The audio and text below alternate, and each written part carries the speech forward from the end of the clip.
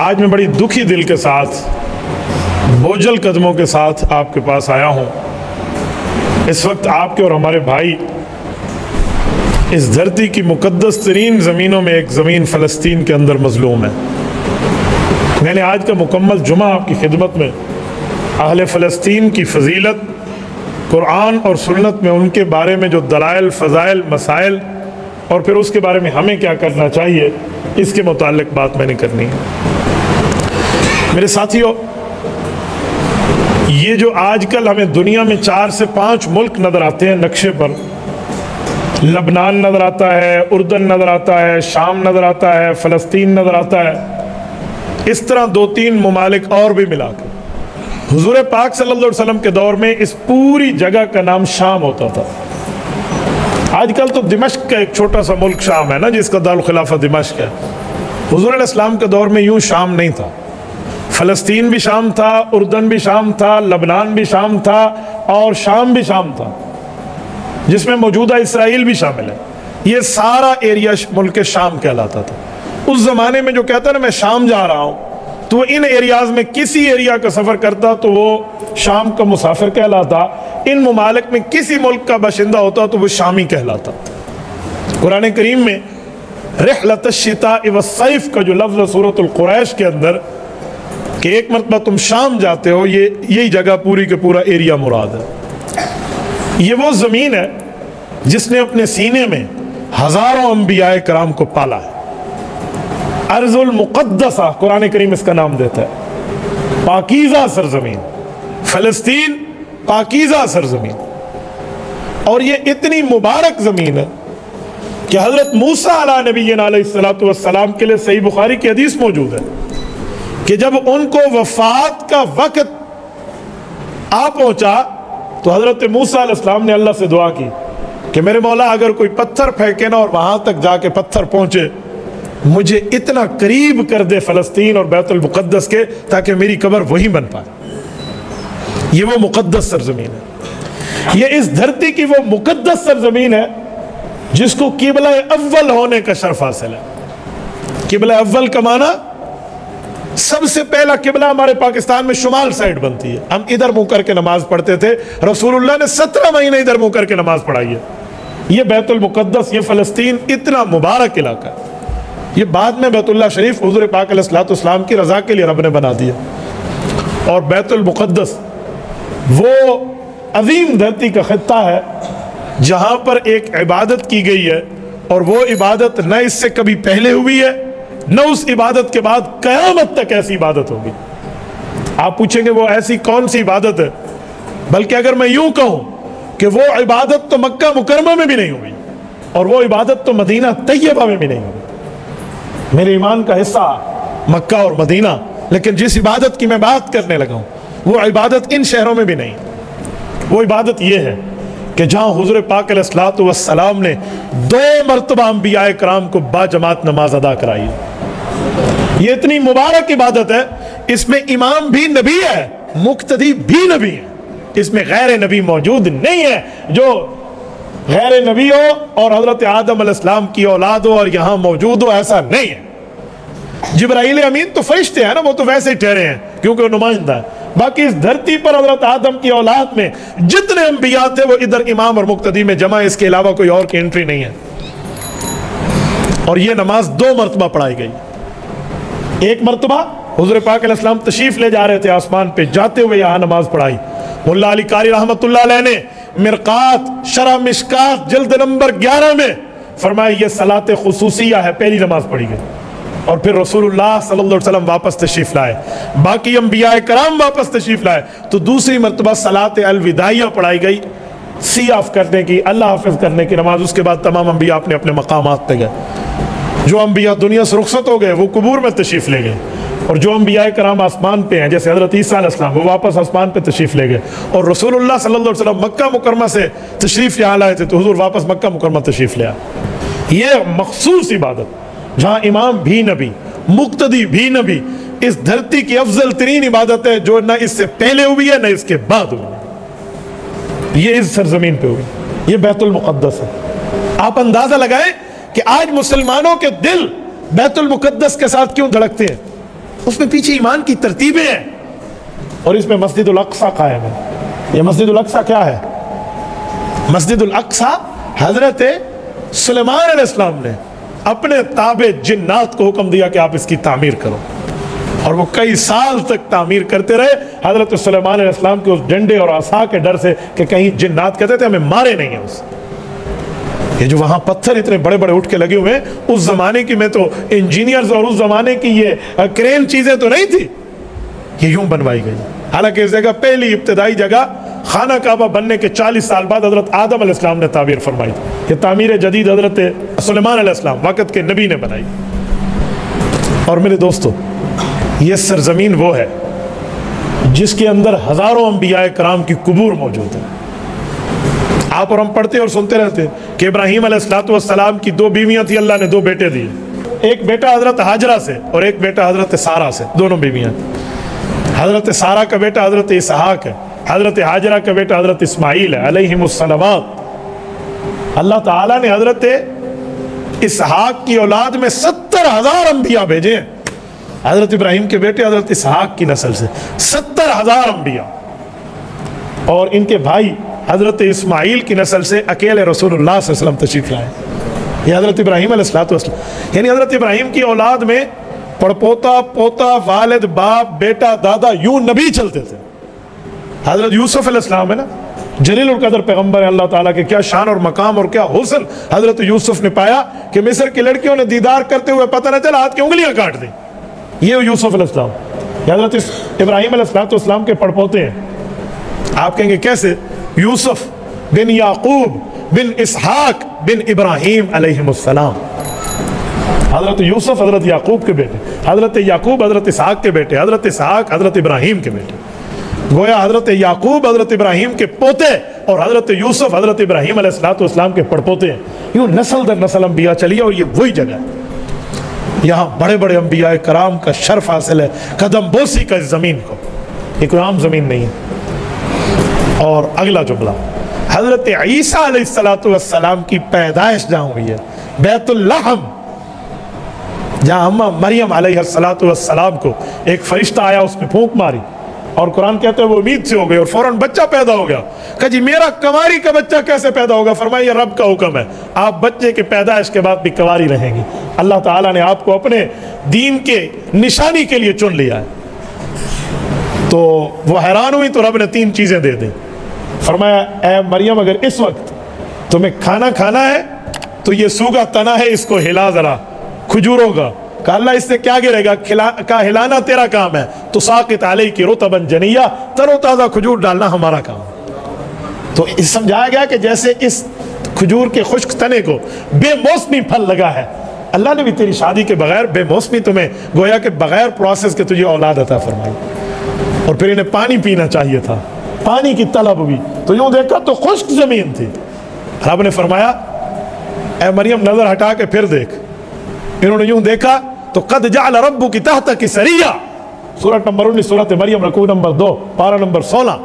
رب کریم فرماتے وہ دیکھو انہوں نے دیکھا تو پانی کا چشمہ جاری ہو گیا تھا، اور پھر بے موسمی کھانے پینے کی چیزیں ملی تو بچہ بھی ملا۔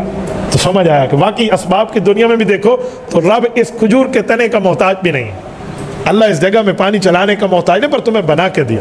تو پھر رب نے فرمایا اے مریم اگر تمہیں بھوک لگے تو یہ رطبا جنیہ کھاؤ، اگر پیاس لگے تو تحت کی سریہ یہ پانی پیو، اور اگر پریشان ہو تو اپنے بچے کو دیکھ کے آنکھیں ٹھنڈی کر لے۔ فکولی واشربی وقرری عینا، یوں اپنی اچھی زندگی گزار، تیرے اوپر کوئی اعتراض نہیں آئے گا۔ یہ پیدائش بیت اللحم میں ہوئی ہے، اور یہ بھی بیت المقدس فلسطین میں موجود ہے۔ آپ اندازہ لگائیں اس کے کتنے دلائل ہیں۔ میں نے شروع میں کہا کہ میری زندگی رہی نہ رہی، یہ گفتگو ایک یادگار ہوگی۔ اتنی حد تک فضائل اور مسائل ہیں، میں آپ کے سامنے کیا کیا بولوں۔ آؤ ذرا ایک میں آیت مزید پڑھنے لگا۔ جب نبی پاک علیہ السلام نے معراج کا سفر فرمایا اور بیت اللہ جیسے مقدس مقام کی حتیم سے شروع فرمایا، حتیم جانتے ہیں نا، بیت اللہ شریف کے ساتھ ایک دیوار لگی ہوئی ہے اور وہ بیت اللہ کا حصہ ہے۔ اللہ تعالیٰ آپ سب کو لے جائے اور اللہ ہم سب کو زیارت عطا فرمائے۔ وہاں سے سفر شروع کیا، بیت المقدس گئے تو قرآن کریم کیا کہتا ہے؟ فرمایا سبحان الذی اسرا بعبدہ لیلا من المسجد الحرام الى المسجد الاقصى الذی بارکنا حولہ لنریہ من آیاتنا۔ فرمایا میں نے نبوت کو، یہ سورۃ اسراء کی پہلی آیت 15ویں پارے کا پہلا صفحہ پہلی آیت، فرمایا میں نے اپنے پاک پیغمبر کو سیر کرائی ہے اور اللہ تعالیٰ ہر کفر اور شرک سے پاک ہے۔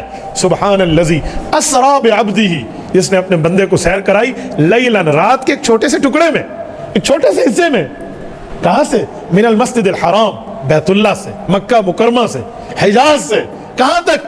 الی المسجد الاقصی، مسجد اقصی، فلسطین، بیت المقدس، قبلہ اولا تک۔ فرمایا کیوں؟ فرمایا الذی بارکنا حولہ، اللہ، اس ایک لفظ میں پوری کی پوری بیت المقدس کی تمام روحانیت کو رب نے ایک ہی لفظ میں بند کر کے فرمایا الذی بارکنا حولہ۔ فرمایا یہ وہ سرزمین ہے جس کے ارد گرد تمہارے رب نے، تمہارے خالق نے برکات رکھی ہیں۔ فرمایا میں نبوت کو اس سفر پہ کیوں لے گیا؟ لنریہ من آیاتنا، میں اپنی نشانیاں، خدا کے دلائل، قدرت کے معاملات، یہ اللہ تعالیٰ حضور پاک کو دکھلانا چاہتے تھے کہ یہ نبی اپنے خالق کی قدرتیں اپنی آنکھوں سے دیکھ کے لوگوں کو جا کر، اپنی امت کو جا کر بتائے کہ میں اللہ تعالیٰ کی یہ قدرتیں اپنی آنکھوں سے دیکھ کر آیا ہوں، اور سورج مشرق کے بجائے مغرب سے طلوع ہو سکتا ہے، آقا کا فرمان جھوٹا نہیں ہو سکتا۔ یہ وہ مقدس سرزمین ہے۔ اور میں اگلی آیت پڑھنے لگا ہوں، سورۃ 3۔ آپ تفسیر ابن کثیر اٹھائیں تو امام ابن کثیر نے اس آیت کی تفسیر میں لکھا جو میں نے خطبے میں پڑھی ہے، فرمایا والتین والزیتون وطور سینین وہذا البلد الامین۔ فرمایا یہاں 3 آیات ہیں، اور ان 3 آیات میں رب نے 3 باتیں کر کے 3 نبیوں کا تذکرہ کیا۔ والتین والزیتون کا معنی انجیر اور زیتون کا پھل ہے، وطور سینین کا معنی طور سینا کا مصر والا پہاڑ ہے، وہذا البلد الامین کا معنی حضور پاک صلی اللہ علیہ وسلم کا شہر مبارک ہے۔ ایک روایت میں مکہ، ایک روایت میں مدینہ، دونوں مراد ہیں۔ تو فرمایا کیا مطلب؟ یہ 3 شہروں کی بات کیا؟ والتین والزیتون کہہ کے رب نے حضرت عیسیٰ علیہ السلام کے زمانے کی بات کی ہے کہ جہاں حضرت عیسیٰ علیہ السلام پیدا ہوئے تھے ساتھ زیتون کا درخت تھا، وہاں انجیر لگی ہوئی تھی۔ یہ خوبصورت سرزمین بیت المقدس کی بات فرمائی۔ وطور سینین، یہ مصر کی بات فرمائی جہاں اللہ تعالیٰ نے حضرت موسیٰ علیہ السلام کو نبوت عطا فرمائی۔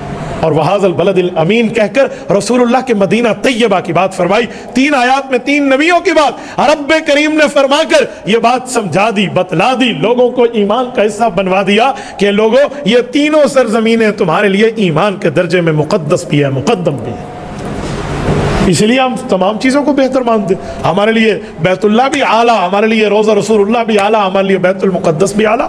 حدیث پاک میں جو رسول اللہ کی مسجد میں مدینہ طیبہ میں نماز پڑھے 50,000 نماز کا ثواب، جو بیت المقدس میں نماز پڑھے 50,000 نماز کا ثواب، اور جو بیت اللہ میں پڑھے 1,00,000 نماز کا ثواب۔ میں تو رب سے کئی مرتبہ بیت اللہ شریف کا دروازہ پکڑ کے مانگا کہ اللہ عافیت کے ساتھ اپنے گھر میں لائے، آپ عافیت کے ساتھ رسول اللہ کے در اقدس پہ لائے، اے اللہ ہمیں عافیت کے ساتھ بیت المقدس کی زیارت اور نماز بھی عطا فرما۔ میرے دوستوں، میری یہ پوری بات کرنے کا مطلب، میں نے کہا میں بڑے بوجھل قدموں سے گفتگو کرنے آیا ہوں، میں بڑی دکھی دل کے ساتھ۔ آج پوری دنیا ہے کفر اسرائیل جیسے خبیث ملک کی پشت پہ ٹھہری ہے، اور فلسطینیوں کو نہتھا کر کے اتنے سالوں سے مارنے کی کوشش ہے، اور ہم لوگوں کی کان تک جو بھی نہیں ریکھتی۔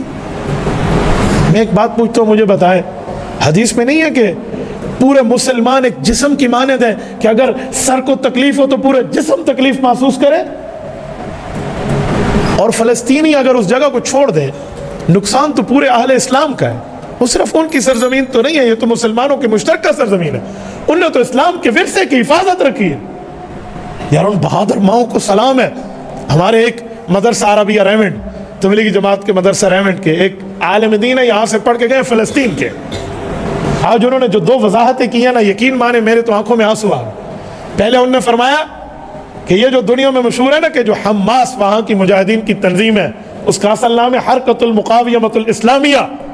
فرمایا یہ تنظیم کے اوپر الزام ہے کہ یہ اہل تشیع ہیں، کہا 1000% جھوٹ ہے، یہ سارے اہل سنت والجماعت سنی مسلمان ہیں۔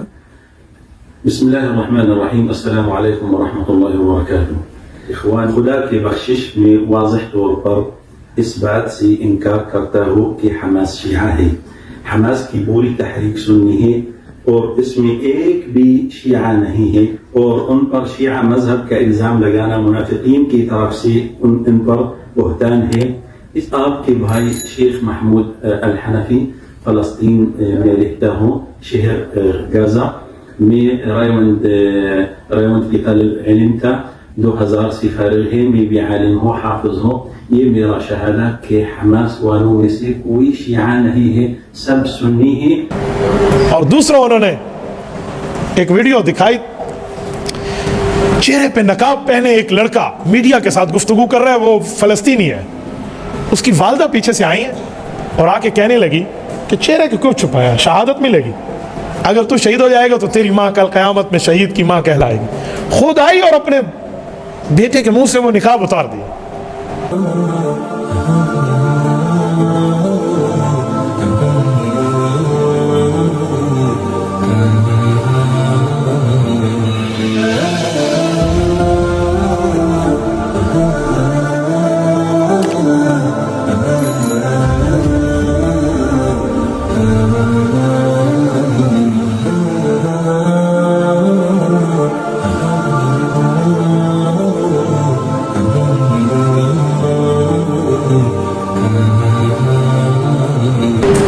جیسی بہادر ماؤں نے وہاں بہادر بیٹے جنے۔ میرے ساتھیوں، آج وہاں 500 کے لگ بھگ معصوم بچے ہیں جو شہید ہو چکے ہیں، یہ پچھلے 3 دن میں 500 کے لگ بھگ، اور 1400 سے زائد میڈیا رپورٹ کر رہا ہے وہاں کے بڑوں کے شہداء کی تعداد۔ اور اسرائیل جیسے خونخوار درندے نے وہاں پر بم مارے ہیں جسے اسپتال کہتے ہیں، وہاں پر بم مارے ہیں جسے اسکول کہتے ہیں، وہاں پر بم مارے ہیں جسے امن کا ہیڈ کوارٹر کہتے ہیں۔ یہ جنگی اصولوں کی خلاف ورزی ہے، لیکن کوئی ملک اس پہ کیا احتجاج کر رہا؟ یہ کل کی بات ہے، امریکہ نے اپنے فوجی بھیجے اور غزہ میں بھیجے۔